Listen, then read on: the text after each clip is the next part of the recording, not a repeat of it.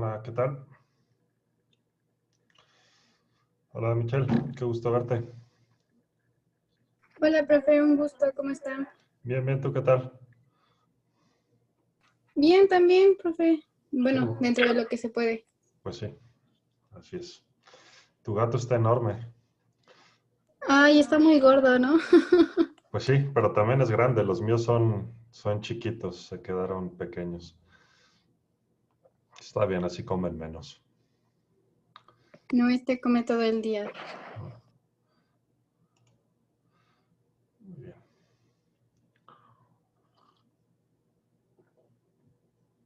Ahem.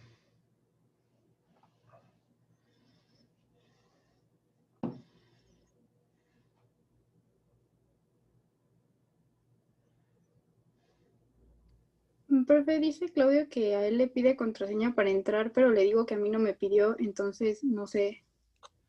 Quizás tú usando el link equivocado porque no lo, sí, configuré esto para que no requiriera contraseña.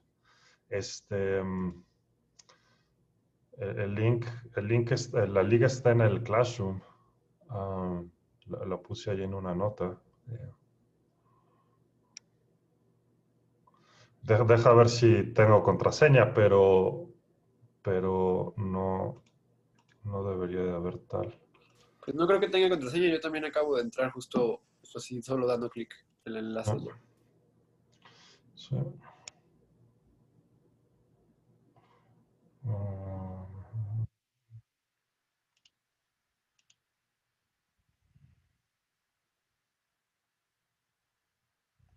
sí, ¿no? ¿Sigue con el problema, Michelle? Sí, justo me está escribiendo y me dijo que le comentara que si podía checar el Classroom. No sé por qué, pero así me dijo.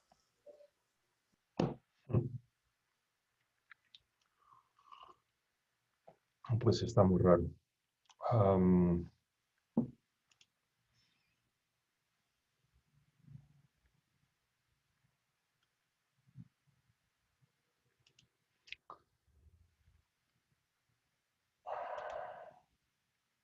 pues no sé qué hacer.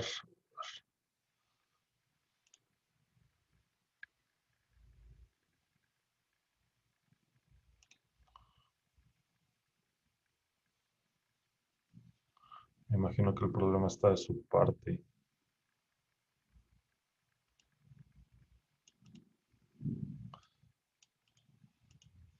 A ver, te voy a pasar un número, Michelle. Dile que intente con este.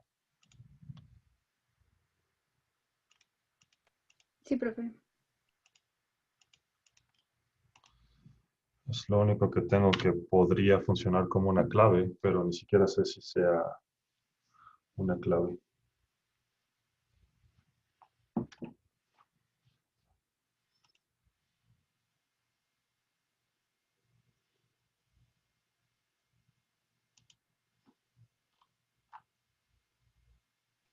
Puedo ver en la esquina de la transmisión que se está grabando la clase. Cuando se termine de grabar, ¿dónde se sube o cómo la podemos consultar? La voy a subir al Classroom. Va a haber una carpeta donde voy a subir todos los videos. De acuerdo, muchas gracias.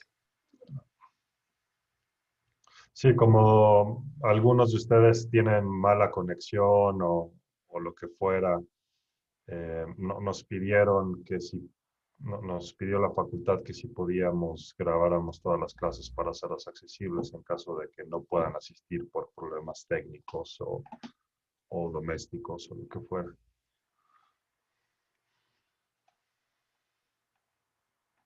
No sé si todos sus profesores lo están haciendo, pero yo lo he estado haciendo.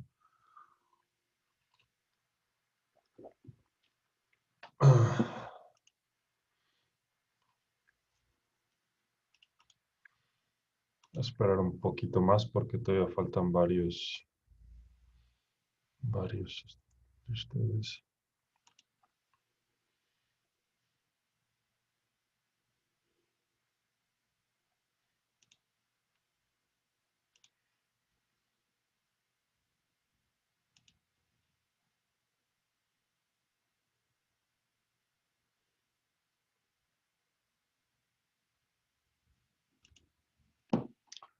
Sí, al parecer a más de uno les están pidiendo contraseña.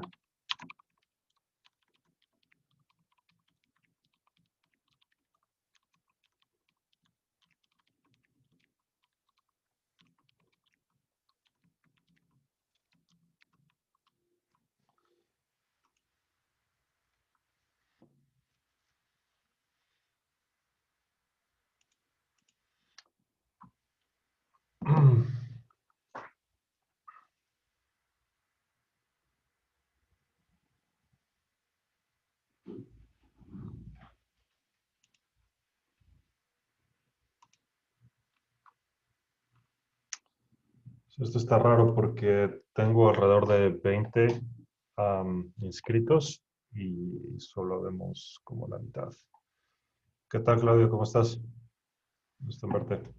Hola, bien, gracias, igualmente.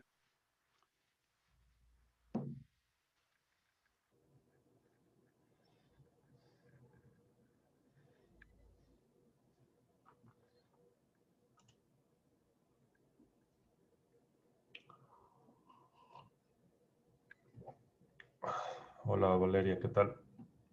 Gusto en verte. Hola, buenas tardes. Buenas tardes.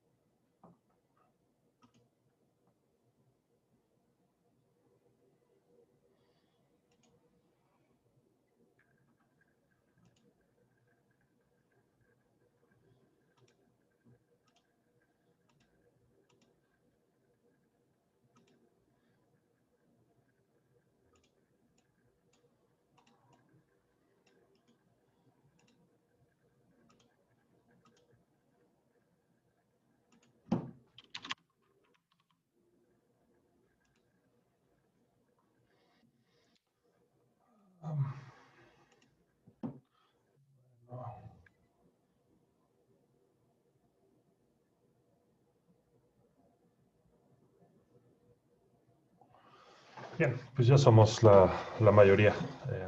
Podemos comenzar. Bueno, pues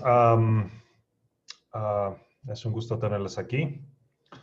Am, bueno, pues saben, este es Filosofía del Lenguaje. Yo soy Ricardo Mena. Voy a estar a cargo del grupo. Bueno, yo soy investigador del Instituto de Investigaciones Filosóficas y mi área de especialidad es justo la filosofía del lenguaje. Es una de las razones por las cuales estoy dando este curso. Llevo muchos años dándolo, así que ya lo tengo bien pulido. Espero, siempre hay cosas que mejorar, pero bueno. Entonces, quisiera comenzar con algunas reglas. Quienes ya hayan tomado clase conmigo sabrán de estas reglas. A quienes no, por favor pongan atención porque las tomo muy en serio. La primera regla es, si quieren participar, si quieren decir algo, que me encanta que lo hagan, por favor, levanten la mano antes de hacerlo. Si simplemente abren su micrófono y se ponen a hablar, eso no va a funcionar. Voy a tener que hacer una pausa y decirles que no hagan preguntas de ese tipo. Entonces, no va a ser fructífero que lo hagan, ¿vale? Si estuviéramos en una clase presencial, pues obviamente les pediría que levanten una de sus dos manos. Aquí, pues eso no va a funcionar porque no todas las personas aquí están usando cámara. Entonces, lo que hay que hacer, si quieren hacer una pregunta, es levantar la mano usando la función de Zoom. Si no saben hacerlo, tienen que picarle al botón que dice participantes. Se va a abrir una pequeña ventanita. Si están en una computadora, se va a abrir del lado derecho. Si están en un dispositivo móvil, no sé exactamente dónde se va a abrir. Pero si le dan a participantes, se abre una ventanita y ahí les da opción de levantar la mano. No se vayan a confundir. Es posible como hacer algo con una mano, con un emoji, una mano amarilla. Eso no es lo que quiero porque no me notifica cuando eso ocurre. Si levantan la mano de la otra manera, con la otra opción, Zoom me va a dar una notificación de que alguien levantó la mano y así es como les tomaré la palabra. La razón por la cual voy a ser muy estricto con esta regla es la siguiente. Bueno, es una razón doble. La primera es que quiero que todas las personas en el grupo tengan la oportunidad de participar. Si esta regla no existe, generalmente lo que ocurre es que las personas que son por naturaleza más agresivas, más vocales, tienden a dominar la discusión y la gente que es un poco más tranquila tiende a tener menos oportunidades de hablar y eso no me gusta. Entonces, si se levantan las manitas y así es como asignamos la palabra, no va a ser problema. Esa es la primera razón. Y la segunda es, con este formato en particular, nuevamente, si simplemente abren su micrófono y se ponen a hablar, va a haber mucho ruido, va a distraer mucho y eso no me gusta, ¿vale? Entonces, tómense esto muy en serio. La segunda regla es, espero que ya sea obvia a partir de ahora, habrá cero tolerancia para cualquier tipo de lenguaje o actitud discriminatoria en cualquier dimensión, ¿vale? Espero que todos sepan lo que significa esto, pero si no, lo van a aprender por la mala. En mi experiencia, ese no es problema en los grupos, pero uno nunca sabe cuándo podría llegar a hacerlo, entonces lo digo explícitamente. Si comienzan a usar lenguaje discriminatorio, los voy a correr del grupo inmediatamente. Tengo cero tolerancia para eso, ¿vale? Hay muchas razones para esto. La razón práctica principal es que quiero que todas las personas en este grupo se sientan bienvenidas. Si alguien usa lenguaje discriminatorio, algunas personas en el grupo se van a sentir incómodas y ofendidas y simplemente eso es algo que no voy a tolerar, ¿vale? Por supuesto, hay razones más profundas que tienen que ver con moralidad, etcétera, para prohibir ese tipo de lenguaje en un salón de clase y en otros contextos, pero por lo menos está esta razón práctica que es bastante comprensible. Bien, otra cosa, me encanta que participen, siempre y cuando las participaciones sean relevantes. Me encanta que me digan, no entendí. Así que si sienten que no están entendiendo, por favor díganlo. Me gusta que lo digan porque es señal de que están poniendo atención, es señal de que quieren entender. Y eso es muy importante para mí. Si estoy explicando algo complicado y nadie me dice no entendí, lo que estoy asumiendo es que muchos de ustedes no están poniendo atención. Porque cuando uno explica cosas complicadas, lo normal es que nadie o casi nadie lo entienda a la primera, ¿vale? Entonces, no tengan timidez a la hora de decir ese tipo de cosas. Si el grupo empieza a participar mucho, pues eventualmente tendré que decirles que tengo que seguir adelante, pero ese es no es un problema en absoluto. Entonces, por favor, participen. Me encanta. Es una de las peores cosas de esta profesión es dar una clase entera y que nadie participe. Bueno, pues, eso le puede generar una crisis a un profesor como yo, por lo menos. Bien, entiendo que no todos pueden, no todas las personas en el grupo pueden usar cámara por distintas razones. Quizá puedan tener un internet inestable o quizá el contexto en el que están no lo favorece. Lo entiendo. No es requisito en absoluto usar cámara. Solo les pido que si pueden hacerlo, lo hagan, porque es horrible de pronto estar dando una clase y ver puras pantallas negras. Por alguna razón, quizás es cosa de mi generación, pero se siente feo. Es raro, me da una sensación como de vacío. Y no solo es la cuestión emocional de mi parte, sino que ya tengo varios años dando clase a nivel licenciatura y posgrado, más de 10 años, y para mí es fundamental ver los rostros de las personas que están participando, porque así me doy cuenta de si están entendiendo, de si no están entendiendo, de si se emocionaron con el tema, de si los estoy aburriendo, etc. Entonces, también ese tipo de feedback es importante para mí para dar una mejor clase. Entonces, nuevamente, no sientan presión de hacerlo, simplemente si tienen la opción de hacerlo y no les molesta, háganlo. También creo que es bueno para ustedes porque si la pantalla está, si la cámara está apagada, es más probable que de pronto se encuentren viendo videos en YouTube en lugar de estar poniendo atención. Digo, igual pueden tener la cámara prendida y ver videos en YouTube, pero creo que es un poco menos probable. Y yo lo hago. Yo he estado en reuniones aburridísimas de comités de la UNAM y así, y hay veces que apago la cámara y me pongo a ver videos. Solo que esas reuniones son triviales, de poca importancia. En fin, capta la idea.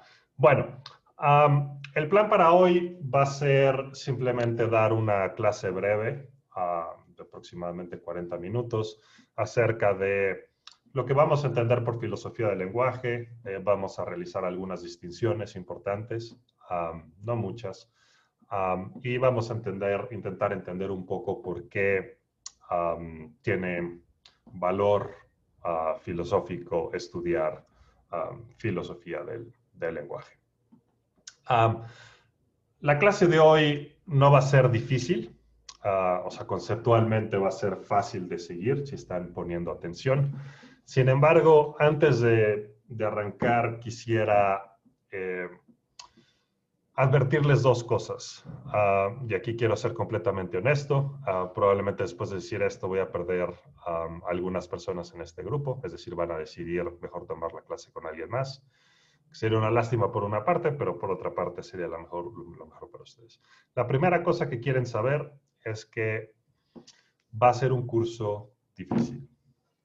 No es un curso en donde van a poder nadar de muertito y sacar un 10 al final, ¿vale? Si realmente necesitan una calificación alta, quizá porque tienen una beca o por la razón que sea, y no tienen la disposición de trabajar duro, esta no va a ser la clase para ustedes.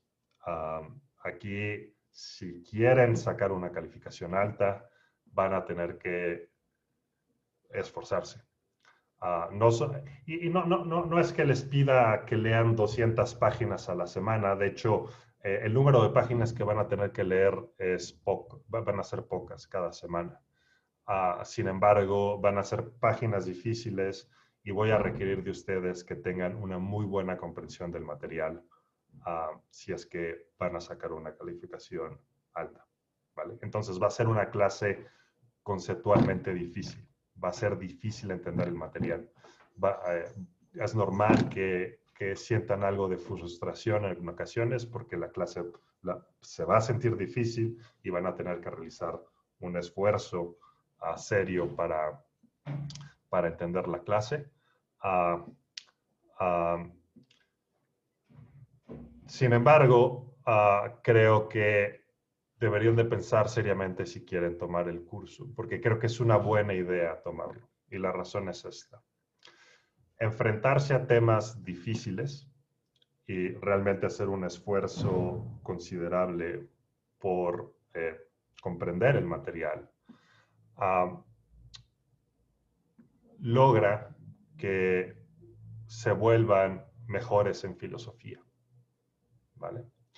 Si se van por la carrera tomando las clases fáciles, en donde es fácil sacar un 10 y basta con medio entender de lo que se trata, basta con escribir un ensayo final en donde más o menos le dan a entender al profe que medio entendieron y eso es suficiente para un 10, van a terminar la carrera siendo mediocres a la hora de hacer filosofía.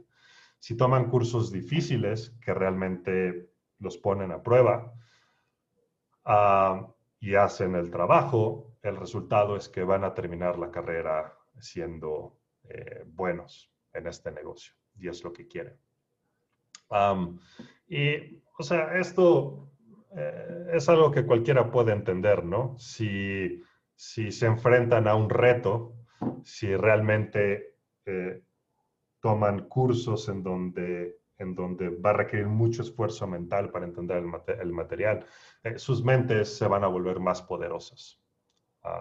¿Vale? Una metáfora que me gusta usar mucho es, más que una metáfora, es una analogía, es con los juegos de video, ¿vale? Piensen en estos juegos de video en donde van con un personaje, cumpliendo con misiones, matando jefes, lo que fuera. Conforme van haciendo estas cosas, van subiendo de nivel, ¿no? Y conforme van subiendo de nivel en el juego, adquieren habilidades nuevas. Pues es un poco así. Creo que realmente enfrentar una clase como esta es como matar un jefe difícil en un juego de video. Después de que lo hacen, van a subir de nivel. Van a pasar de ser filósofos de nivel 3 a filósofos de nivel 4. Y eso es algo que definitivamente quieren hacer. ¿Vale? Entonces piensen si quieren quedarse en el curso, porque si lo hacen y quieren una calificación alta, van a sufrir un poquito, pero va a ser sufrimiento del bueno, del que hay que tener. ¿Vale? Bien, eso por una parte. Por la otra, la orientación del curso es 100% filosofía analítica. Eso ya lo habrán visto en el temario, entonces no vamos a discutir autores como Heidegger o Deleuze o cosas así. Yo no estoy familiarizado con esa tradición, no es el tipo de filosofía que me interesa, que disfruto. Entonces, este va a ser un curso totalmente orientado en filosofía analítica. Si no saben exactamente lo que quiere decir eso, creo que no es el momento para hablar mucho acerca de la distinción entre filosofía analítica y continental. Basta con decir que la tradición en lo que nos vamos a enfocar, la claridad, la precisión, el rigor en los argumentos va a ser central cuando se trata de pensar acerca de la metodología. Entonces vamos a tener una aproximación metodológica donde la claridad, la precisión, el rigor de los argumentos va a ser fundamental. ¿Vale? Bien. Entonces, esos son las dos advertencias que querían darles. Si están buscando una clase fácil, no es el lugar en donde quieren estar. Tampoco la clase va a ser imposible. O sea, varias personas en este grupo van a sacar 10, van a ser las personas que estén dispuestas a hacer el trabajo, habrán varios 8, varios 7 y bueno, inevitablemente habrá varios NPs, ¿no? Eso es parte de la naturaleza de la carrera, siempre hay NPs, pero bueno. La otra advertencia es un curso puramente en filosofía analítica, no voy a discutir ningún autor de la tradición continental. ¿vale? Entonces, si buscan una aproximación continental, este tampoco es el grupo en el que quieren estar. Bien. ¿Alguna pregunta hasta ahora? No. Bien. Acerca de cómo voy a calificar, van a haber 2 exámenes. Les voy a dar aproximadamente una semana para resolverlos, entonces yo les envío las preguntas por medio del Classroom y van a tener aproximadamente una semana para contestar el examen. Van a hacer preguntas y las van a tener que responder a modo de ensayo, ¿no?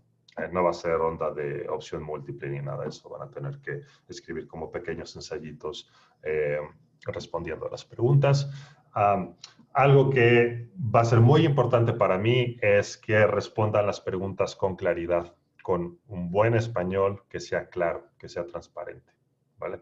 Entonces también, si les gusta escribir así de manera súper enredada y ribombante, tengan en cuenta que en este curso van a tener que hacer el ejercicio de escribir de manera clara, directa y precisa. Si no hacen eso en el examen, su calificación no va a ser buena, porque lo que quiero es entender sus respuestas. No quiero que me impresionen con palabras lindas. Eso no va a ser de importancia en esta clase. ¿Vale? Claudio. Sí, una duda en los exámenes. ¿Tendríamos que hacer el ejercicio aún de solo escribir oraciones de 2 renglones máximo? Absolutamente, sí. Cuando llegue el momento voy a hablar de eso, pero van a haber algunas restricciones que les van a ayudar a escribir justo de manera clara y precisa. Son restricciones fáciles de cumplir si ponen atención, pero en su momento hablaremos de eso. Bien. No tengo fechas precisas de examen porque cuando sea el primer examen dependerá del avance que hagamos. Es decir, quiero que el primer examen sea después de discutir a Russell y no sé exactamente cuánto nos va a tomar porque cada grupo es diferente. Entonces, les voy a avisar con anticipación, por lo menos con una semana de anticipación, que voy a asignar un examen que tendrán que entregar una semana después. Entonces, cuando se enteren que viene un examen, van a pasar 2 semanas desde esa fecha hasta que tengan que entregar el examen, ¿vale? Entonces, no les voy a dar una fecha precisa de examen, pero cuando les haga saber la fecha, van a tener tiempo para ajustar su calendario. Bien. Bueno, vamos a comenzar con...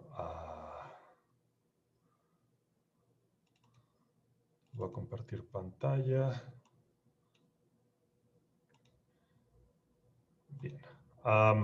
Cada clase voy a tener una guía de este tipo sobre la cual vamos a conducir la clase. Al término de cada clase voy a subir la guía al Classroom junto con el video de la clase. También sobra decir que en el Classroom encontrarán las lecturas, los PDFs de las lecturas que vamos a realizar durante el semestre. Ahorita todavía no hay ninguna, es un trabajo que voy a hacer hoy más tarde. Bien. Todos pueden ver la guía, ¿verdad? Sí. ¿Sí? Bien. Sí, profesor. Perfecto.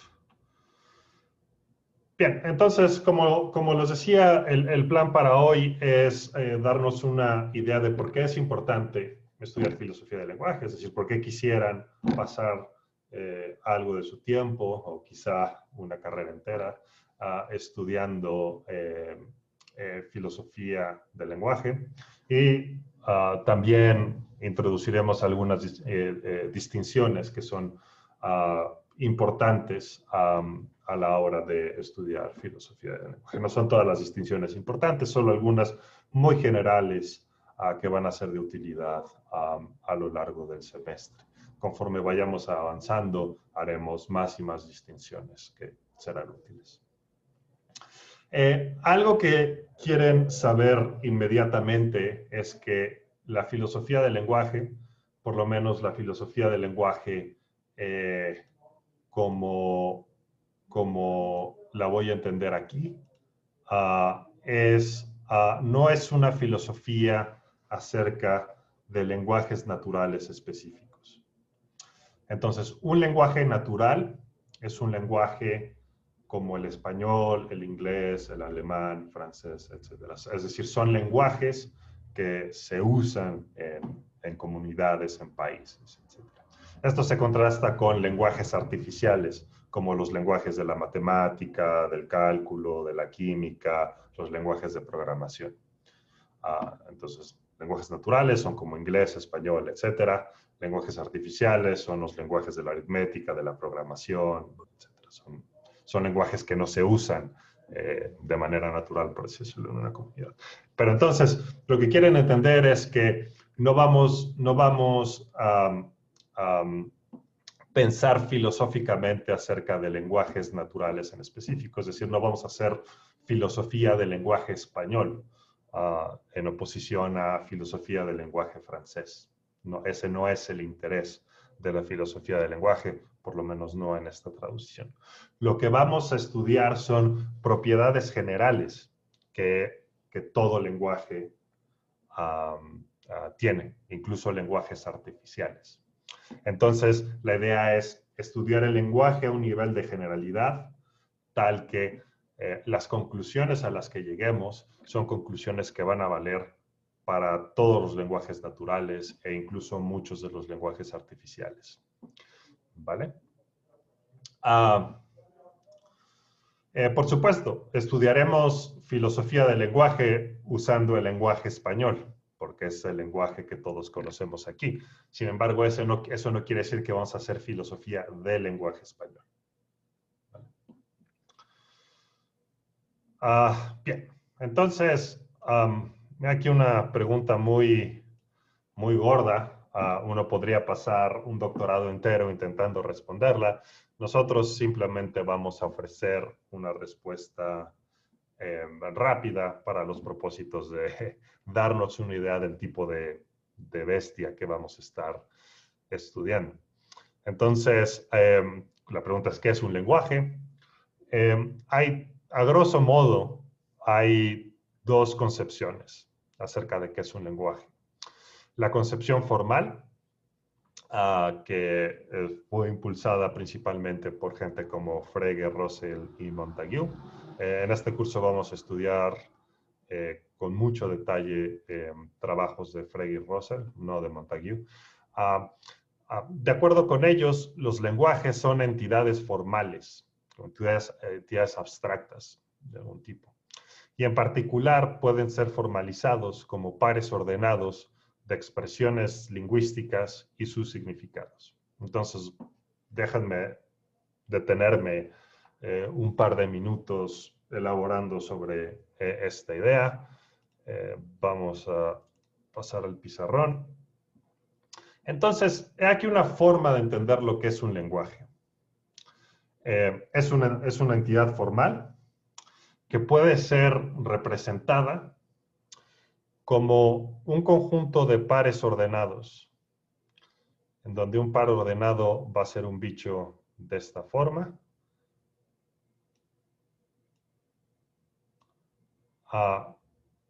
y cuyo primer elemento va a ser una expresión del lenguaje, es decir, una palabra. Voy a formular eso como una E. Y el segundo elemento del par ordenado va a ser el significado de esa palabra. ¿Vale? Entonces, en el lenguaje español va a ser una entidad formal que podemos representar como un conjunto de pares de este tipo. Uno de esos pares sería, por ejemplo, la palabra casa y su significado. Otro par contendría como primer elemento el nombre Ricardo y su significado. Y así para cada palabra del lenguaje español. Entonces sería el lenguaje sería entendido como esta entidad formal que consiste en un conjunto de pares ordenados de este tipo, cuyos primeros elementos son las palabras del lenguaje y cuyo segundo elemento son los significados de ese lenguaje. Ahora, ¿qué rayos es un significado? ¿Qué rayos es el significado de la palabra Ricardo, del nombre Ricardo? Bueno, eso es un tema gigantesco en filosofía del lenguaje y en este curso vamos a hablar mucho acerca de eso. La respuesta es para nada trivial.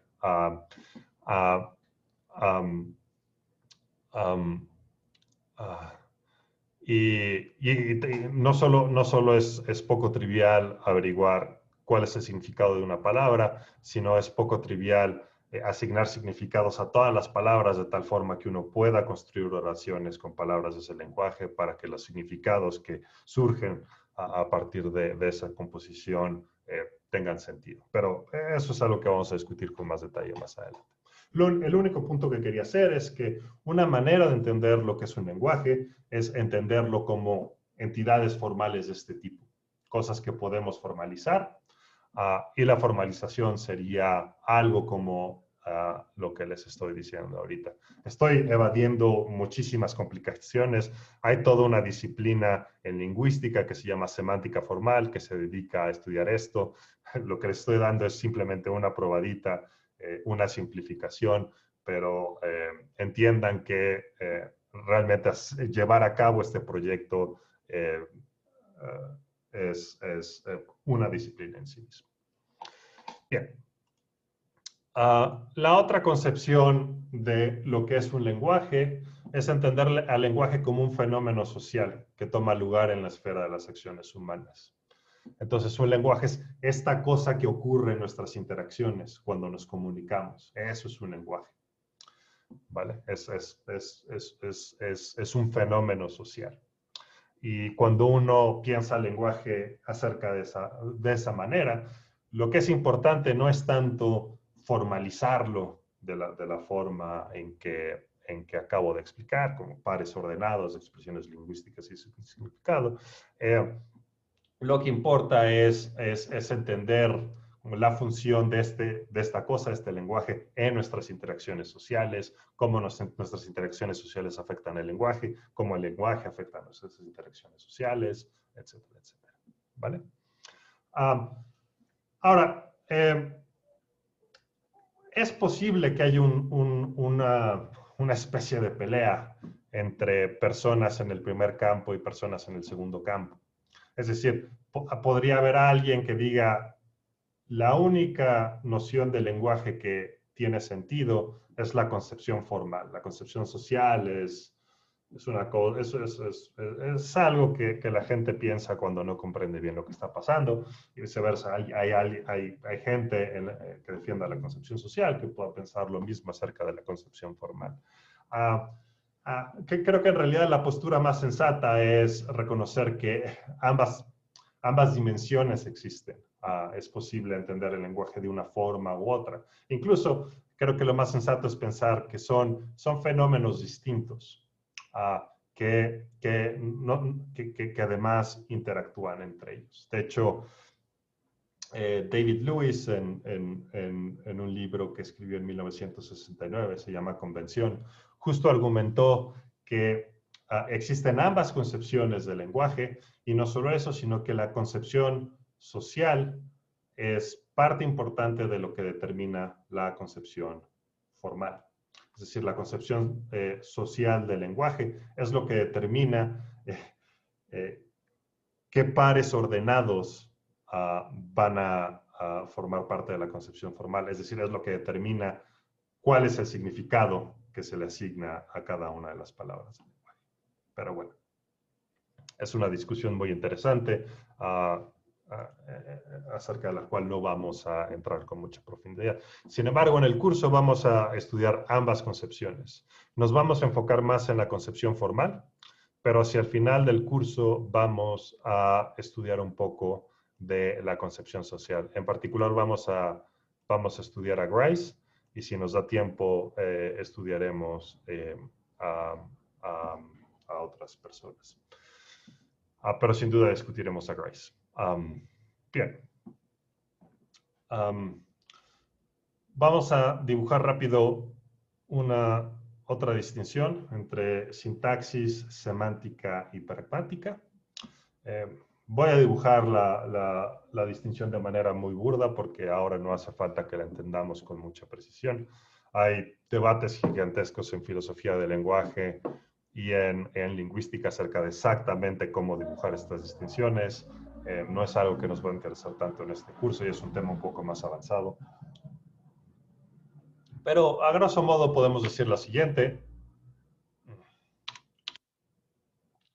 La sintaxis es el estudio de las reglas que describen lo que es una expresión gramatical en términos puramente formales.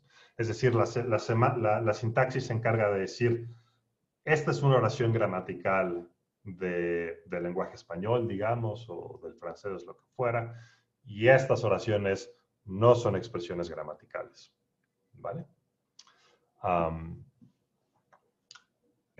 No vamos a estudiar sintaxis en este curso. En algunos momentos, quizá como parte de algunos argumentos que vamos a ofrecer, algunas consideraciones que pertenecen a la sintaxis van a ser relevantes, pero en este curso no vamos a estudiar la sintaxis como tal. Si están tomando muchas notas, les recomendaría, tomen en cuenta que esta guía se las voy a hacer disponible. Entonces, yo no gastaría mucho esfuerzo escribiendo todo lo que van a tener aquí. Si toman notas, háganlo de manera más estratégica como complemento a lo que van a tener en esta guía, que la van a poder tener en su disco duro en poco tiempo. Bien, la semántica es el estudio del significado de las expresiones de un lenguaje.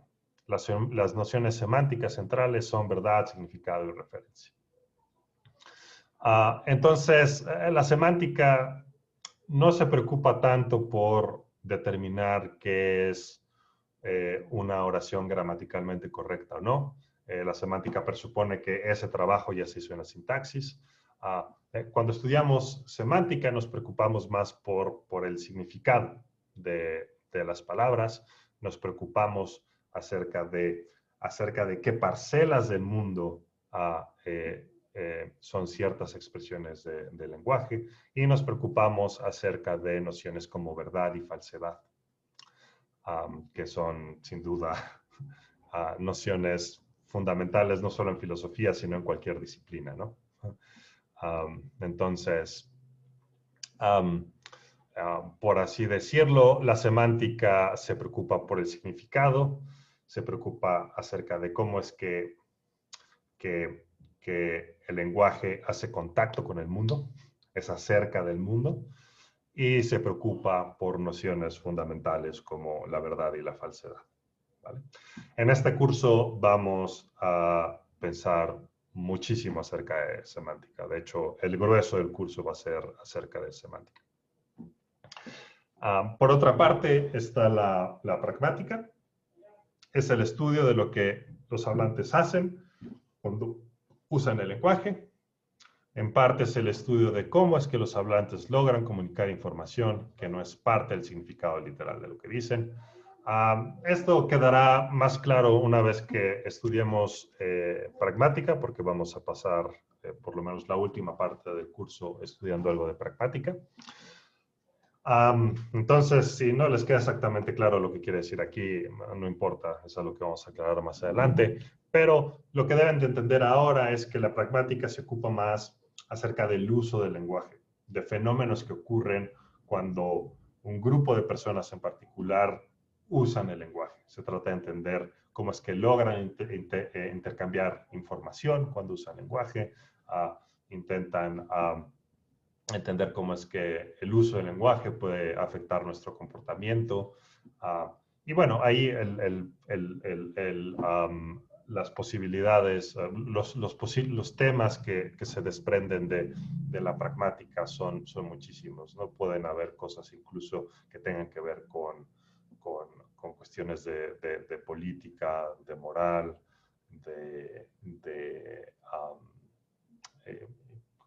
cosas de ese tipo. Bien. Entonces, en este curso nos vamos a preocupar principalmente de semántica, pero hacia el final vamos a discutir también algo de pragmática. ¿Vale? ¿Alguna pregunta hasta ahora? ¿No? ¿Todo claro? Bien. Bien, ahora, ¿por qué estudiar filosofía del lenguaje? Creo que hay una pregunta en el chat. Bien, sin preguntas. Por supuesto, también quería decir que si por alguna razón no tienen micrófono o están en una situación en donde sería difícil usar el micrófono, siéntanse en libertad de usar el chat. Comprendan que va a ser más difícil interactuar con ustedes por medio del chat, pero aún así hay que intentar hacerlo, especialmente si tienen una pregunta. Solo les recomendaría que si escriben una pregunta en el chat, intenten hacerlo de manera clara, ¿no? O sea, no lo escriban así como si estuvieran en WhatsApp cotorreando con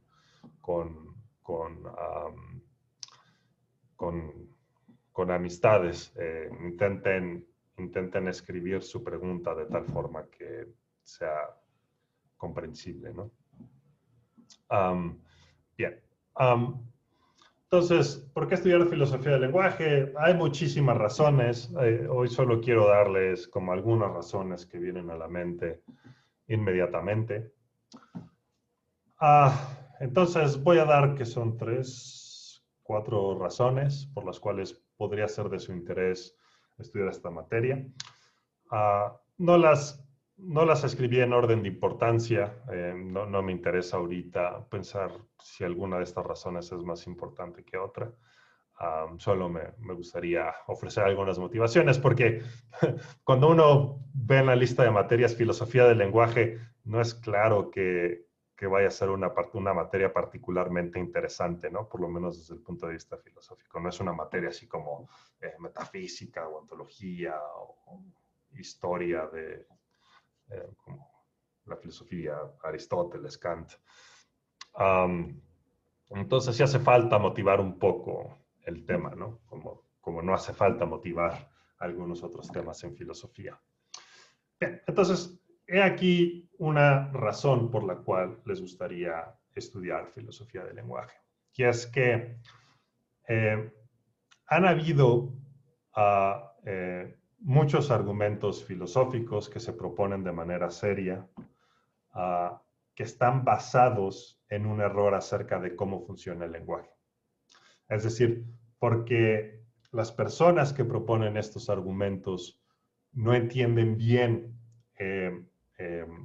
cómo funciona el lenguaje que están usando. Cometen errores conceptuales serios que los llevan a sostener conclusiones inaceptables o claramente erróneas, o por lo menos francamente no motivadas por los argumentos que están utilizando.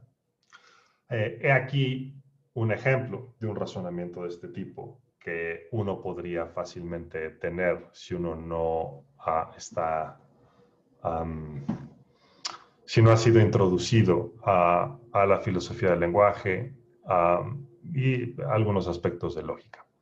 Entonces, consideren este par de oraciones. Primero es, Nina está en su camita. Nina es mi gatita y efectivamente está en su camita.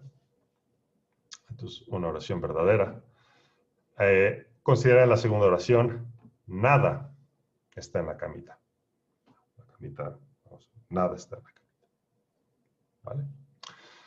Ahora, superficialmente, y estoy haciendo énfasis en la palabra superficial, es decir, un análisis superficial rápido de estas dos oraciones, sugeriría que ambas son similares gramaticalmente. Es decir, ambas tienen la misma estructura gramatical. Bueno, tenemos el predicado está en su camita, en ambas oraciones, y uno pensaría tenemos en ambas un sujeto. Parecen oraciones gramaticalmente paralelas. tiene la misma estructura gramatical. Y entonces, con base en esta observación, uno podría decir, bueno, preguntémonos, ¿cómo es que tiene que ser el mundo para que la primera oración sea verdadera? Esta es pregunta para ustedes. ¿Cómo es que tiene que ser el mundo, este mundo en el que vivimos, para que la primera oración sea verdadera? Armando. Pues también adelantando un poquito lo que dice ahí, pues tiene que existir una Nina y esa Nina pues tiene que estar en alguna cama que sea para ella o de su propiedad. Exacto. Bien. Entonces, Nina tiene que existir y Nina tiene que estar en su camita. ¿Vale? Entonces, tenemos la oración. Déjame le bajo la sensibilidad de esto. Nina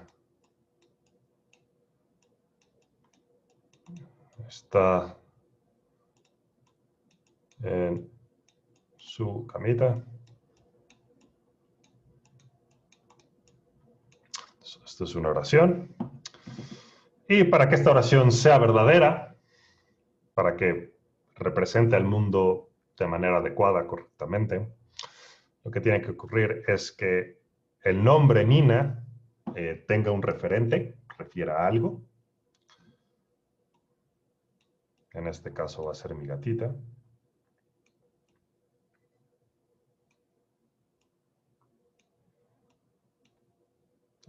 Bueno, es difícil dibujar con el mouse.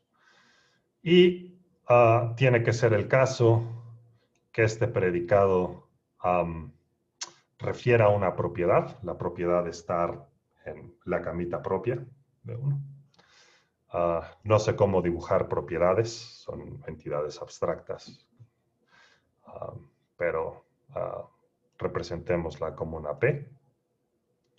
Y para que esta oración sea verdadera, el referente del nombre, en este caso mi gatita, debe tener la propiedad especificada por el predicado.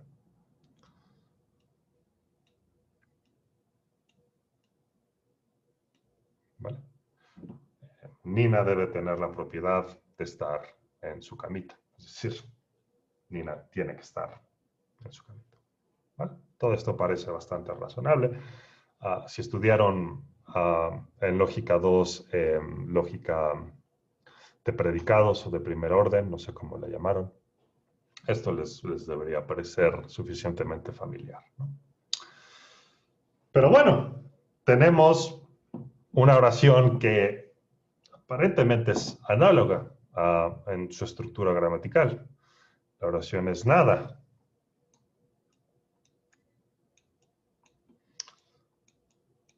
Está en la camita.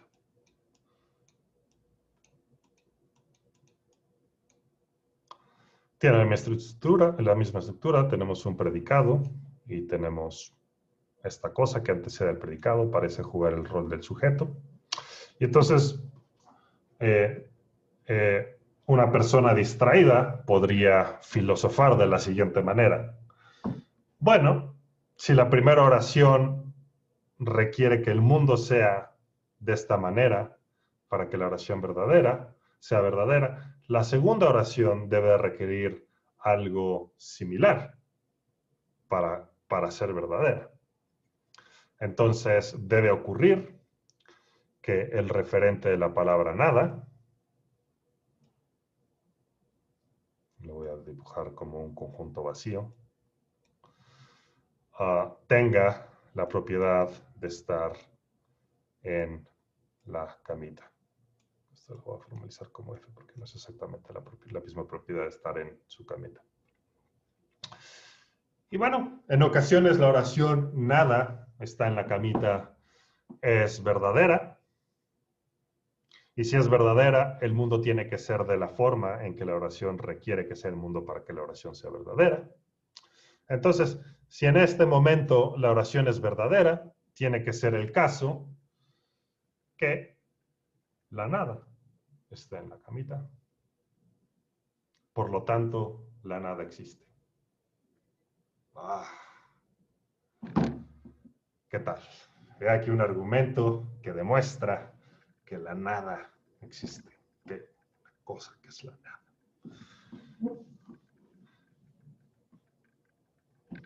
¿Cómo ven?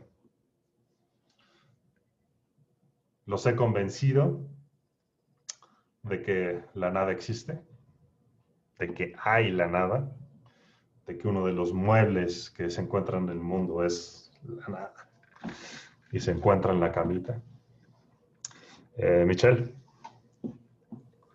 Pues yo encuentro como un conflicto porque si es nada, podríamos decir que es ausencia, ¿no? Entonces, si no hay nada, ¿cómo es posible que esté en la cama si se supone que no debería haber nada? Porque es la nada.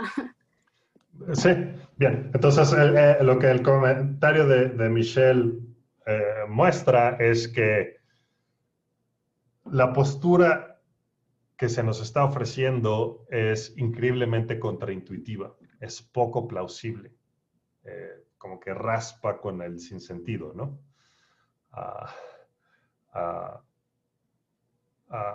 Pero sin embargo, aquí está el argumento. Si uno ha de rechazar este argumento, no basta con decir que la conclusión es sorprendente, que la conclusión parece poco plausible. Uno tiene que poder apuntar a un lugar en el argumento en donde se ha cometido un error, ¿vale? De lo contrario, nuestro oponente diría, bueno, pues te puede parecer poco plausible, pero mi argumento es bueno. Y si no logras encontrar un error en el argumento, tienes que aceptarlo, ¿no? Entonces, si queremos rechazar la conclusión de que la nada existe, de que hay algo que es la nada, es preciso encontrar un error en el razonamiento que se nos ha ofrecido ahora. Claro, si logramos encontrar ese error, tampoco nosotros tenemos licencia para concluir que por tanto la nada no existe, que no hay tal cosa como la nada. Lo único que podríamos hacer es demostrar que este argumento en particular no sirve para demostrar la existencia de la nada, ¿no? Que es una conclusión mucho más modesta. Bien, entonces, ¿cuál es el error que se cometió en este argumento?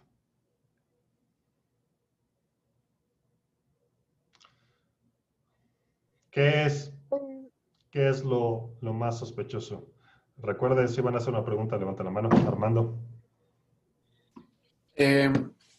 Si recuerdo bien de mis clases de lógica, Nina es un sujeto particular, mientras que nada corresponde a un universal. Bien, excelente.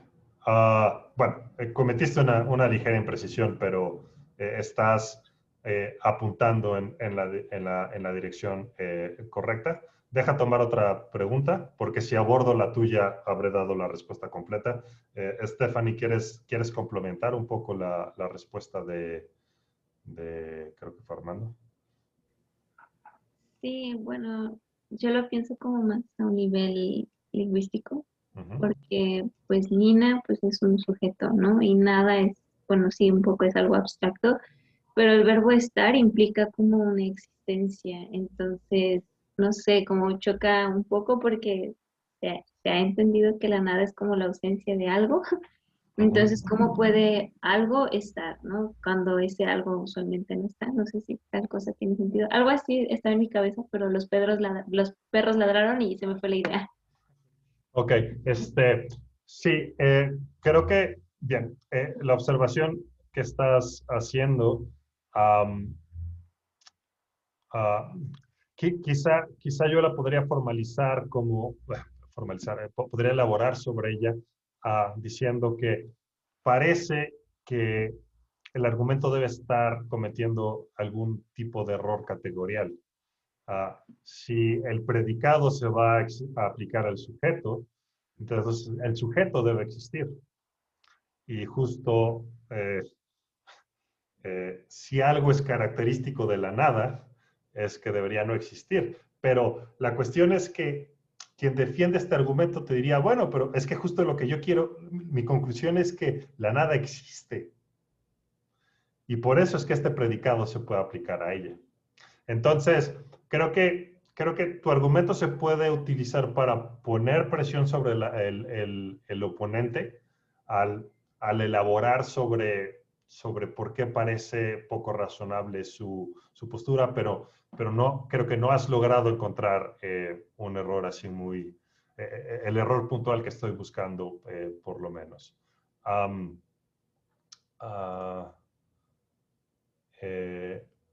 A ver, voy a tomar otra pregunta porque nuevamente si respondo directamente a Armando habré dado la respuesta completa. Entonces quiero recibir más opiniones antes. Claudio. Perdón, Arturo levantó primero la mano. Bien, gracias, Arturo. Gracias, Claudio. Espero que se me escuche bien porque he tenido problemas con mi audio. Hasta ahora se te escucha bien. Bueno, lo que yo entiendo es en el sentido en cómo se utiliza la palabra nada en hacer una oración. Sino que en el argumento se está planteando la palabra nada en un sentido más, con un rigor conceptual, más de nicho sobre la filosofía. Y a nivel más coloquial, un uso más ordinario de la palabra nada, se podría entender más bien como no está, más bien no, se podría quitar la palabra nada y se podría sustituir por el no está, y eso es lógicamente más aceptable, no tendríamos tanta dificultad lógica, es lo que me podría parecer en un principio. Bien, tu respuesta creo que apunta en la misma dirección que la respuesta de Armando. Tu observación es que hay que tener cuidado cómo uno interpreta a este bicho, a esta palabra, que no es para nada obvio que este bicho es de la misma categoría gramatical que el nombre Nina. La cuestión es exactamente en qué consiste la diferencia. Eso es lo que tendríamos que decir ya para como darle la estocada final al argumento que estamos considerando. Entonces, bien. Claudio. Creo que mi respuesta será igual que la de Arturo y la de Armando. Simplemente decir que, o sea, la interpretación de nada tiene una diferencia semántica, eso es lo único que se me ocurre decir. Bien, sí. Nuevamente estás apuntado en la dirección correcta. Para redondear el argumento que están dando, es decir, para presentarlo en una forma más precisa, el trabajo que tendrían que hacer es preguntarse cómo es que formalizarían, usando lógica de predicados, la primera oración y cómo formalizarían la segunda. Entonces, imaginen que están en segundo semestre, examen final o parcial de lógica 2, y vienen estas dos preguntas en el examen. ¿Cómo formalizarías la primera oración y cómo formalizarías la segunda oración? Entonces, pregunta para ustedes, ¿cómo formalizarían la primera oración?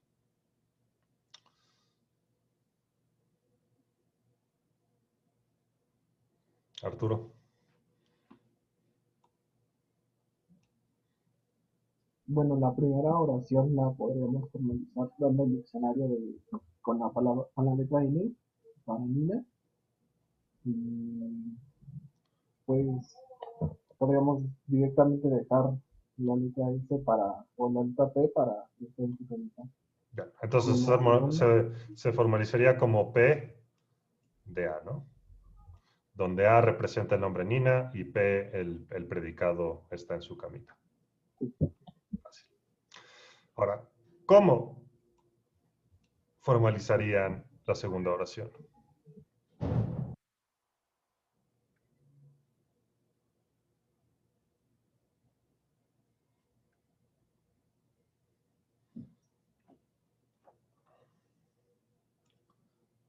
Víctor. Ok, ocuparía una negación y un cuantificador existencial.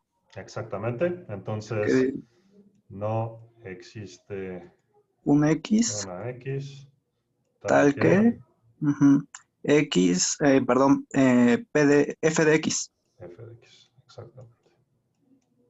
Y ya. Bien. Y aquí es donde se muestra el error del argumento.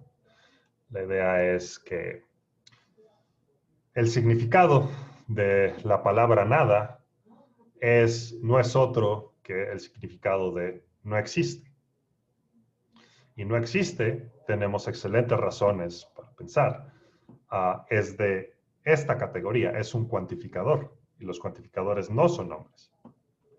Si bien es cierto que los nombres refieren a objetos particulares, el nombre Nina refiere a mi gatita, el nombre Ricardo refiere a mí, etcétera, etcétera. El cuantificador, el cuantificador existencial no refiere a ningún objeto en particular. No es el tipo de cosa que refiere. Aunque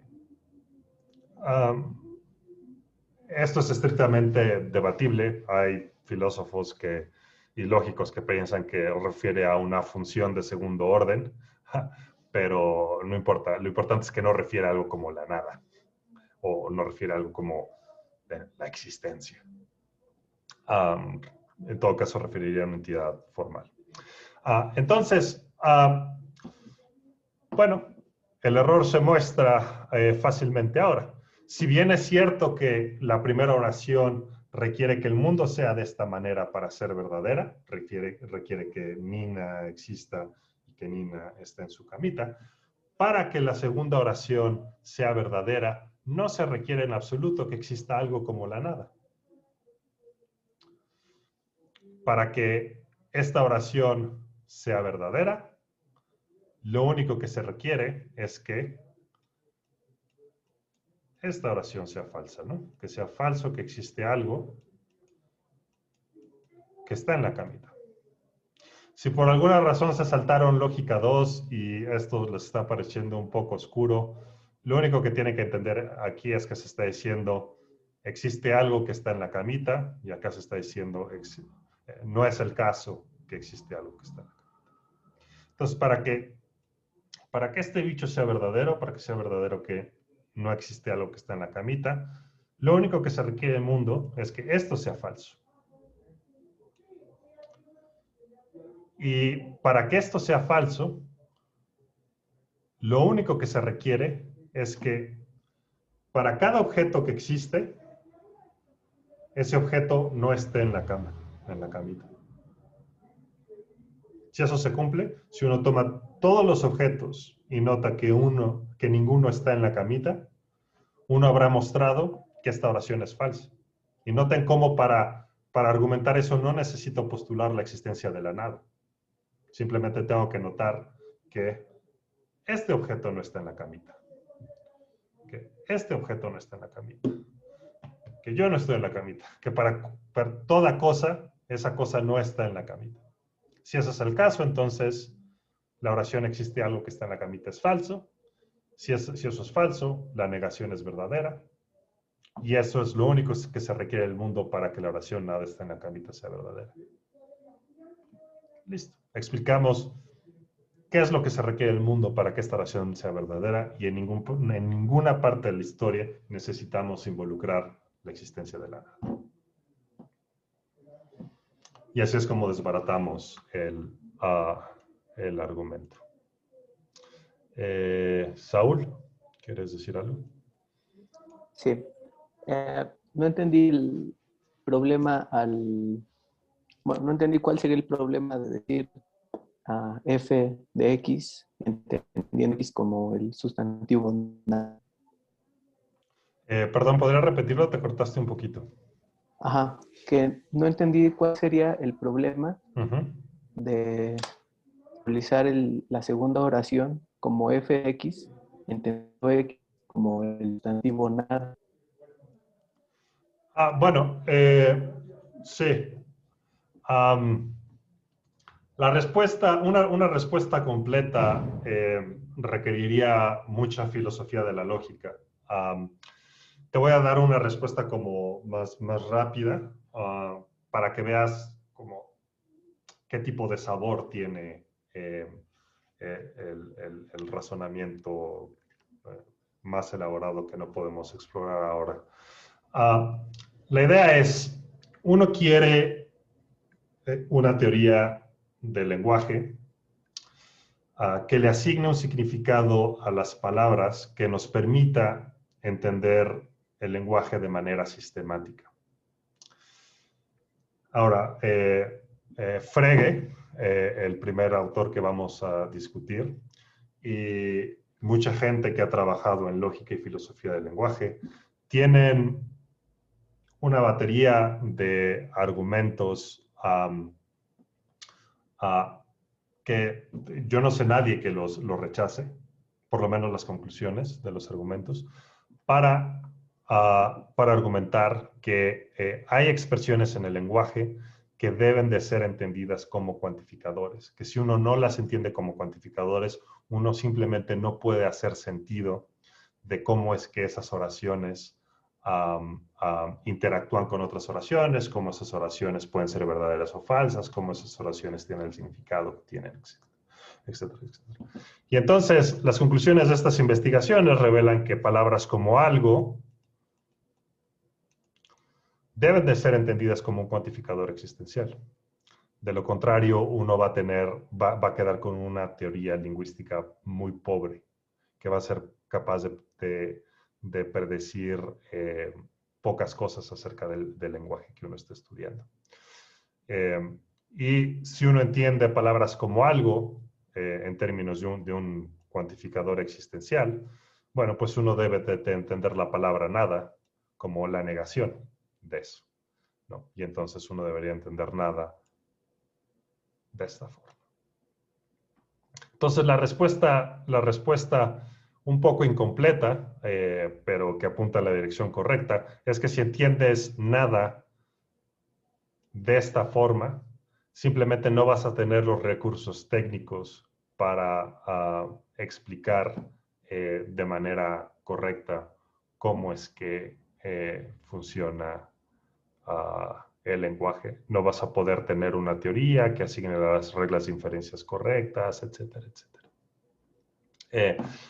Nuevamente, este no es un argumento entero. El argumento entero consistiría en decir exactamente por qué formalizar nada de esta manera te dejaría pocos recursos para explicar todo lo que quieres explicar.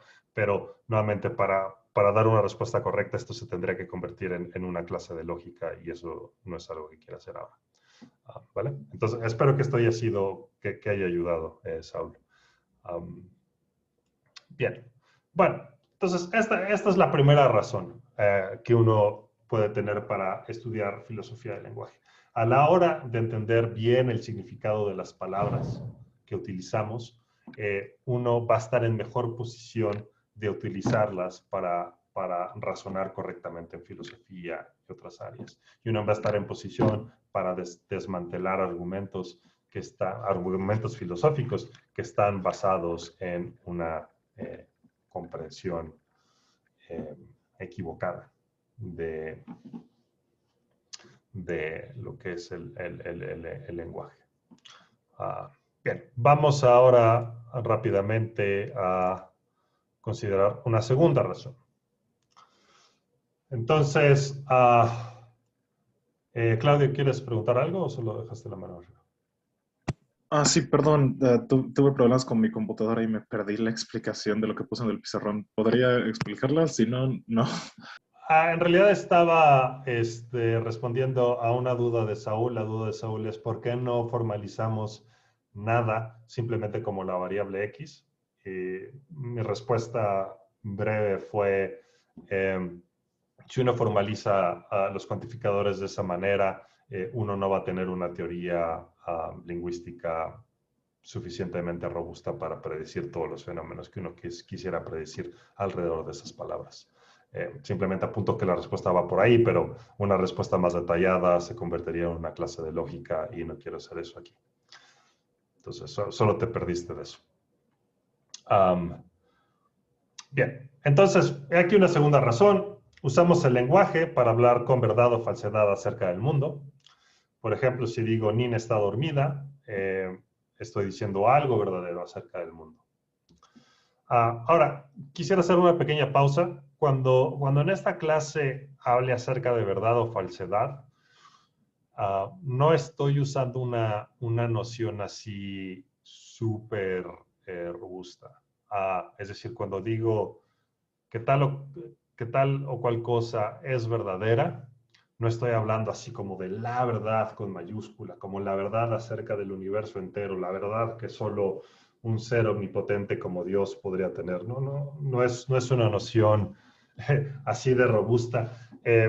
Simplemente la noción que estoy usando es algo tan simple como decir, bueno, si yo digo que esta taza es blanca y la taza es en efectivo blanca, estaré diciendo algo verdadero. Si digo esta taza es negra, estaré diciendo algo falso.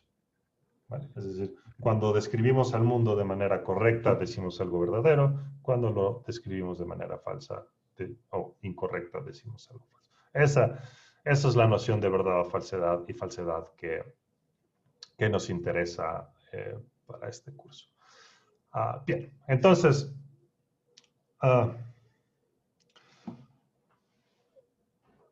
si este es el caso, si usamos oraciones para decir cosas verdaderas o cosas falsas, parece razonable decir entonces que el significado de las oraciones que utilizamos representa al mundo como siendo de cierta forma. Entonces, la oración, esta taza es blanca, tiene un significado tal que representa al mundo como siendo tal que esta taza es blanca. Si es el caso, parece pensar que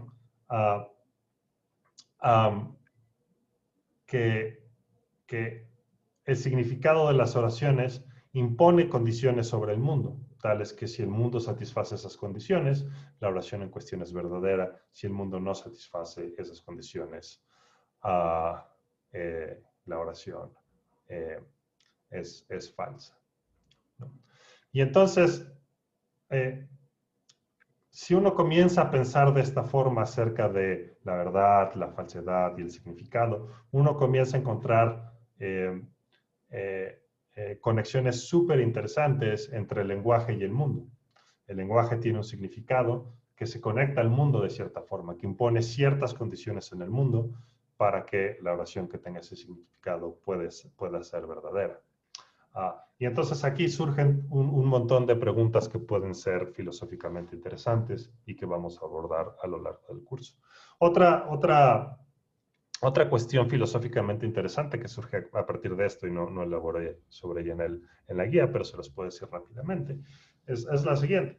Si el significado de una oración impone estas condiciones acerca del mundo, y en particular si representa el mundo de cierta manera, parece razonable pensar que debe haber alguna similitud entre la estructura del significado de una oración y la estructura metafísica del mundo, de tal forma que pueda haber una especie de relación, de representación entre el significado y la manera en que el mundo es. Y entonces, si este es el caso, al estudiar el significado del mundo, uno puede arrojar luz acerca de cuál es la estructura del mundo. Y entonces uno pensaría que investigaciones acerca del significado de nuestras palabras podría ayudarnos a arrojar conclusiones acerca de la estructura del mundo. También estudios acerca de la estructura del mundo podrían ayudarnos a dibujar conclusiones acerca de la estructura del significado. De hecho, en la próxima clase vamos a abordar un poquito este tema. Se los voy a decir así de manera directa sin explicarlo para que se den una idea de cuál es el sabor de esta discusión. Pero la próxima clase lo vamos a abordar con más detenimiento. Frege, el primer autor que vamos a discutir, estudió el lenguaje de manera tal que llegó a pensar que para poder para poder entender el lenguaje de manera correcta, uno tiene que entender al lenguaje como siendo tal que los significados de cada una de las palabras del lenguaje son o bien argumentos o funciones. Si uno entiende el lenguaje de esta manera, y la próxima clase voy a explicar con detalle qué es un argumento y qué es una función, por ahora no tienen que entenderlo. Pero el punto de referencia es que si uno entiende el lenguaje de esta manera, uno va a poder explicar una cantidad de fenómenos gigantesca acerca de lo que es el lenguaje. Y entonces la conclusión a la que arribó acerca de metafísica es que la estructura del mundo, la estructura metafísica fundamental del mundo, debe ser tal que en el mundo hay dos tipos de entidades. Objetos que corresponden a los argumentos y funciones. Entonces, la próxima clase vamos a ver las razones que Frege tenía para pensar que, dado que el lenguaje debe ser entendido en términos de argumentos y funciones, el mundo debe estar dividido en esos términos, argumentos y funciones. Sobra decir que esto es filosóficamente interesante. No solo por las conclusiones a las que uno arriba acerca del lenguaje, sino porque esas conclusiones nos sirven para concluir cosas acerca de metafísica. Cosa que es muy interesante. Algo acerca de lo que se darán cuenta es que la filosofía del lenguaje es particularmente interesante porque se conecta de manera muy directa con otras disciplinas filosóficas. Les acabo de razones para pensar que la filosofía del lenguaje tiene una conexión directa con algunos temas en metafísica, pero también existen conexiones de este tipo en filosofía de la mente. La tercera razón que ofrezco en esta guía les voy a dejar claro por qué. Entonces, acá digo, la capacidad de usar un lenguaje parece ser distintiva de criaturas capaces de tener pensamientos, ¿no? Es decir, si una criatura usa un lenguaje, esa criatura va a tener una vida mental bastante sofisticada, en particular va a tener pensamientos, ¿no? Va a ser el tipo de cosa que puede pensar. De hecho, es natural pensar, el lenguaje usualmente es usado como un vehículo de pensamientos. Es decir, uno tiene un pensamiento que quiere transmitir verbalmente y uno utiliza el lenguaje justo para poder transmitir esos pensamientos. Entonces, articulamos y expresamos pensamientos usando el lenguaje. Todo esto parece bastante razonable.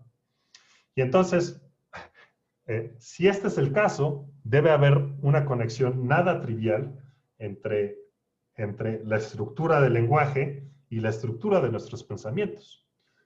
Si podemos comunicar pensamientos usando el lenguaje, deben haber algunas correlaciones nada triviales entre la manera en que el lenguaje es y la manera en que nuestro pensamiento es.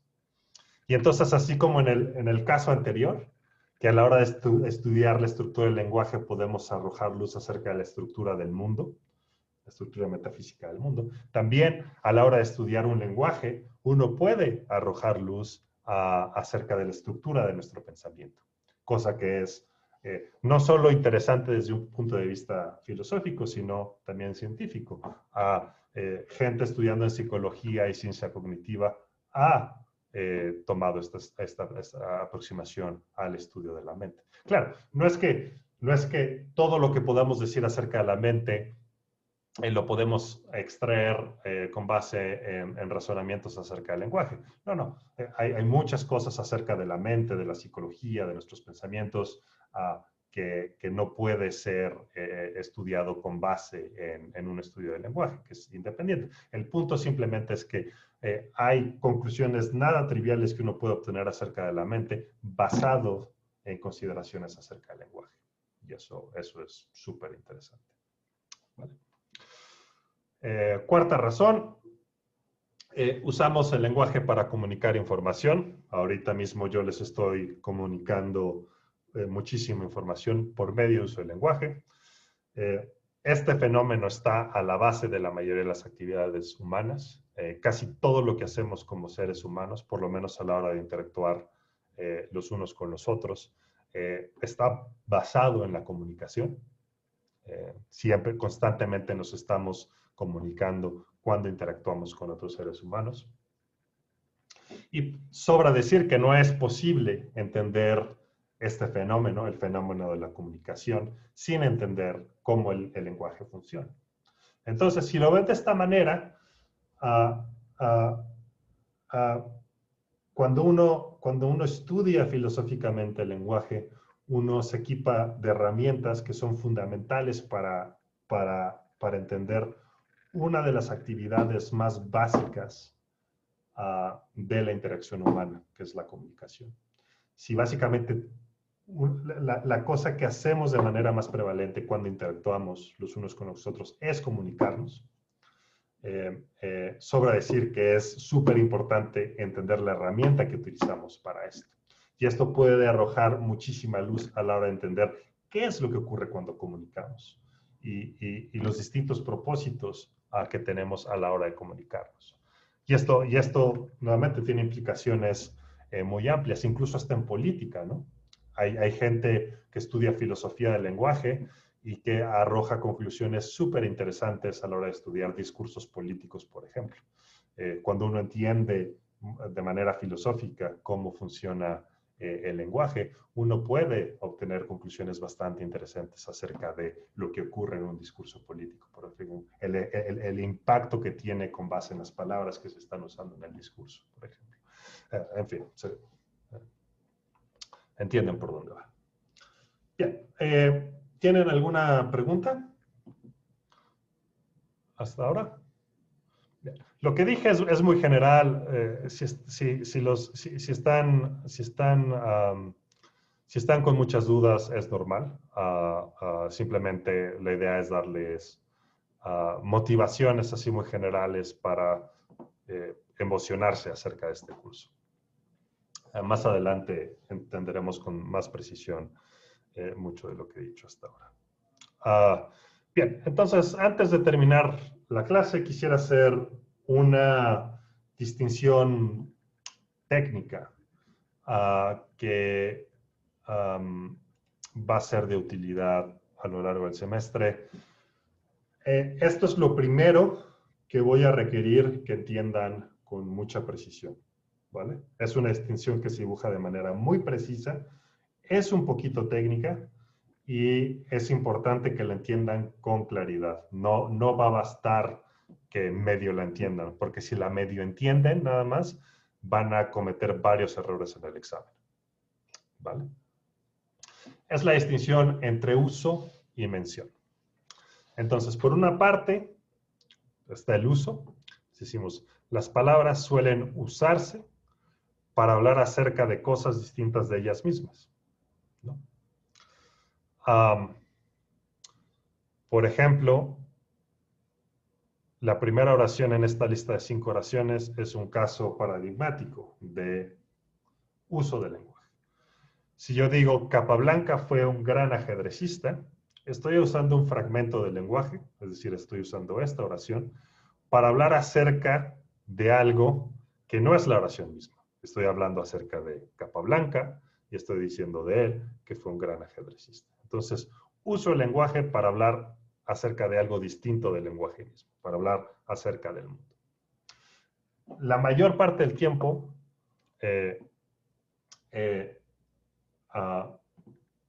usamos el lenguaje. Casi siempre que nos comunicamos estamos usando el lenguaje. Tomamos el lenguaje para hablar acerca del mundo, ¿vale? Por otra parte está la mención. Entonces, en ocasiones usamos las palabras para hablar acerca de ellas mismas, ¿vale? Un ejemplo paradigmático es la tercera oración. Si yo pongo entre comillas Capablanca y digo Capablanca, perdón, la cuarta oración. Si digo Capablanca es una palabra con 10 letras, lo que estoy usando es, lo que estoy haciendo es, estoy tomando el lenguaje para hablar acerca de un pedazo del lenguaje. En este caso, para hablar acerca de la palabra Capablanca. Entonces, en este caso, tomo el lenguaje no para hablar acerca del mundo, sino para hablar acerca de un pedazo del lenguaje. Estoy tomando el lenguaje para hablar acerca de una palabra, de la palabra Capablanca. Entonces aquí decimos que no estoy usando la palabra Capablanca, la estoy mencionando. Entonces, en el primer ejemplo, estoy usando la palabra Capablanca porque la tomo para hablar acerca del mundo, acerca de la persona Capablanca. En el cuarto caso, no estoy usando la palabra, la estoy mencionando. ¿Vale? ¿Por qué? Porque no estoy tomando la palabra para hablar acerca de la persona Capablanca, estoy tomando la palabra para hablar acerca de la palabra misma, acerca de ella misma. ¿Vale? Generalmente cuando se usan comillas es para mencionar una palabra, pero no siempre, hay usos de comillas muy raras, ¿no? También. En filosofía del lenguaje, la mayor parte del tiempo, es decir, si leen un libro de filosofía del lenguaje o un artículo, si se encuentran con comillas, la convención es que lo que se está haciendo es hablar acerca de las palabras que están entre las comillas, no para usarlas. ¿Vale? Entonces, con esta distinción en la mano, vamos a juzgar si las primeras 4 oraciones, después me voy a ocupar de la quinta, si las primeras 4 oraciones son verdaderas o falsas. La primera oración es verdadera. Efectivamente, José Raúl Capablanca fue un ajedrecista cubano en los años 20, 30, 40, 50 y fue un gran ajedrecista. Entonces, la primera oración es verdadera. Pregunta para ustedes, ¿estoy usando o mencionando la palabra Capablanca en esta oración? Usando. Hay que levantar la mano, Stephanie, pero sí, la respuesta es correcta. Segunda oración, pregunta para ustedes, ¿es verdadero o falso?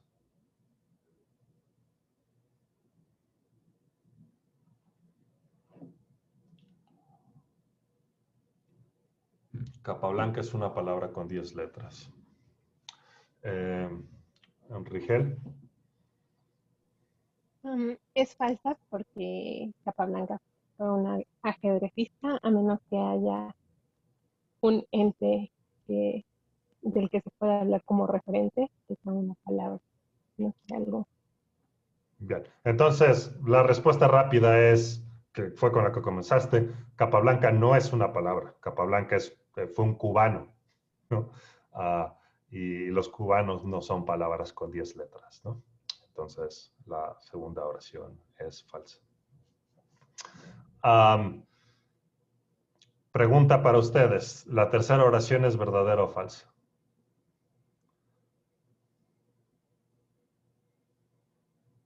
La tercera.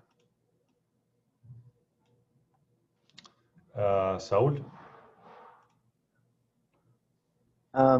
Puede ser un sujeto que le apodaban Capablanca, que igualmente fue un gran ajedrecista. Por lo tanto, es su uso del lenguaje. Pero no está respondiendo a la pregunta, Saúl. La pregunta ¿es la oración verdadera o falsa? Falsa. ¿Por qué? Porque Capablanca, entrecomillado, hace referencia a la palabra misma.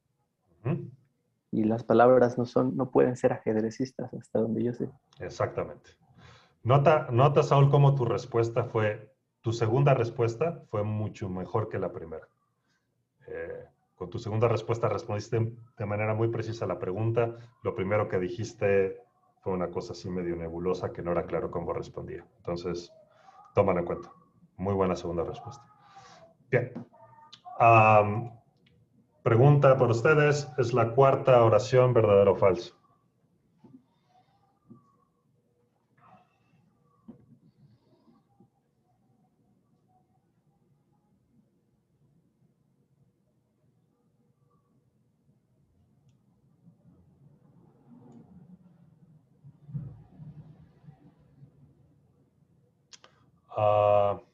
Rigel. Verdadera, porque se está haciendo mención de la palabra y solamente tiene 10 letras. Exactamente. Entonces, como se está mencionando la palabra, lo que hacemos con este constructo es referir a la palabra misma, Capablanca, y efectivamente, la palabra misma tiene 10 letras. ¿Vale? Bien. Entonces, como se podrán imaginar, si buena parte del curso va a ser acerca de palabras, su significado, y la relación que esto tiene con el mundo, cuando escriban sus exámenes va a ser muy importante tener fluidez con la distinción uso-mención. Si, por ejemplo, en su examen me escriben el significado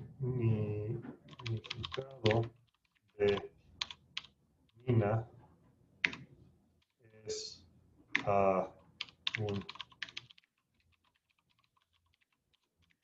no hace falta que entiendan todavía esto, vamos a pasar buena parte del curso entendiendo esto. Si escriben de esta manera, habrán cometido un error categorial en su examen, porque están diciendo que el significado de la gatita misma es un sentido freudiano y los gatos no tienen significado, son las palabras los que tienen significado, ¿vale? Entonces, la manera correcta de escribir en el examen una cosa de este tipo sería mencionando la palabra Nina. Acá lo que me estarían diciendo es que el significado de la palabra Nina es un sentido freudiano, ¿vale? Entonces, les recomiendo que a la hora de escribir el primer examen, regresen esta guía y refresquen su memoria acerca de la distinción de uso y mención. Vamos a concluir con una cosa divertida, por lo menos les va a divertir si son ñoños como yo. Noten que hay maneras distintas de hablar acerca de palabras. Una es usando las comillas, mencionando las palabras. Pero he aquí una manera posible de hablar acerca de las palabras. Uno puede estipular que de ahora en adelante el nombre Celeste o el nombre de Celeste será Ana. Entonces, aquí lo que estoy diciendo es que el nombre de este nombre, noten que me estoy refiriendo al nombre Celeste y no a la persona cuyo nombre es Celeste.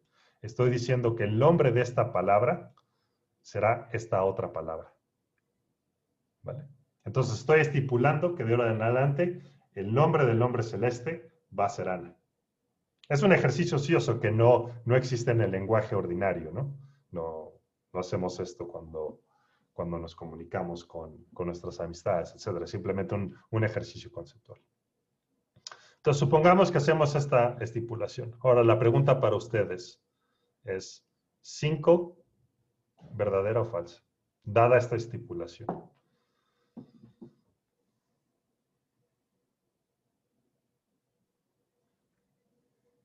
Claudio. Es verdadera, ya que se está refiriendo, o sea, nombrarla sería hablar como de ella, de sus propiedades, como Capablanca es una ajedrecista. Entonces, tienes razón, es verdadera, pero no entendí eso último que dijiste. ¿Podrías refrasearlo? Que como se está hablando de Celeste bajo el nombre de Ana, es correcto que lo que se llama Ana tiene 7 letras, ya que es Celeste, ¿no? Casi correcto. Nota que con Ana no estamos hablando de Celeste. Celeste es una persona de carne y hueso. Cuando usamos Ana, la usamos para referirnos al nombre Celeste. ¿Vale? Sí, gracias. Entonces, efectivamente, 5 es verdadera porque estamos usando el nombre Ana. Y como acabamos de estipular que el nombre Ana refiere a una palabra, cuando usamos el nombre Ana, estamos refiriendo a una palabra. Y efectivamente esa palabra tiene 7 letras. Es un truquito conceptual que si se toman la molestia de entenderlo con precisión, van a tener mucho más claridad acerca de la distinción entre uso y mención, ¿vale? Entonces, les recomiendo que pasen un poquito de tiempo entendiéndolo. Saúl. Sí, solo para que quede claro, usando la misma convención de abajo, en la oración 5, si usáramos Ana, entrecomillado, la oración ahora sería falsa. Sería falsa porque Ana, entre comillas, es una palabra con 3 letras. Bien. Ok. Excelente. Me encanta que hagan ese tipo de preguntas, por cierto. Preguntas como preguntar algo para checar si están entendiendo o no. También son de mis preguntas favoritas. Háganlas mucho, por favor. Bien, entonces, para ponerlo rápidamente en el pizarrón, en caso de que tengan algo de confusión.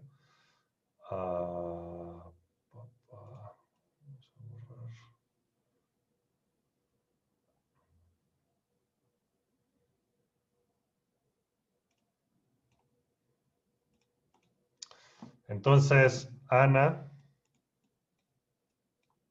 es una palabra de 7 letras. La idea, dada la estipulación que hicimos, es que el nombre Ana refiere a una palabra. Y la palabra es celeste. Entonces, recuerden, el nombre Nina, como se usa así en el uso salvaje, es tal que refiere a mi gatita. Es solo que en el caso del nombre Ana acabamos de hacer esta estipulación rara. Acabamos de estipular que de ahora en adelante va a referir a una palabra, va a referir a la palabra celeste.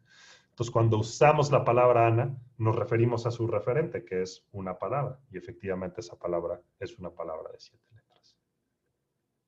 Y como acaba de indicar Saúl, si pusiéramos Ana, entre comillas, estaríamos mencionando la palabra y por tanto estaríamos refiriendo a la palabra misma, Ana. Y aquí es difícil escribirla, porque si solo escribo Ana, bueno, sí. Pero esto entiéndalo como la palabra, como la como la encadenación de letras, no como la persona misma. Bien, espero que esto haya ayudado.